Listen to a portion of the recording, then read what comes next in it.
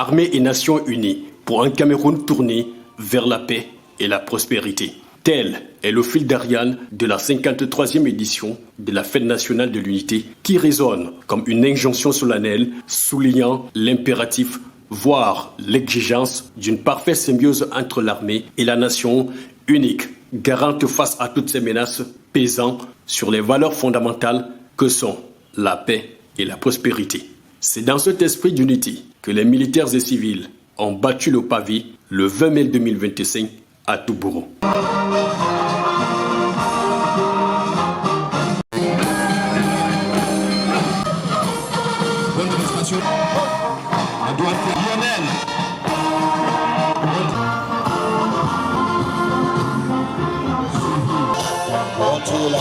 Si le thème de cette édition invite les militaires et civils à une collaboration fluide et sincère, qu'en pensent les acteurs de Touboro et comment envisagent-ils concrétiser cette vision? Vous savez que notre problème principal ici, c'est d'abord la lutte contre l'insécurité.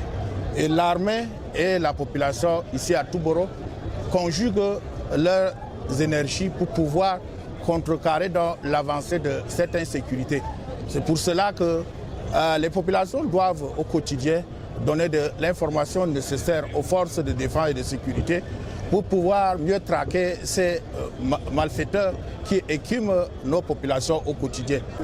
Représentant de la population que je suis, souhaite que cette symbiose soit une réalité pour que cette gangrène qui empêche la quiétude et la tranquillité de nos populations, qu'est l'insécurité, soit rendue à sa plus simple expression.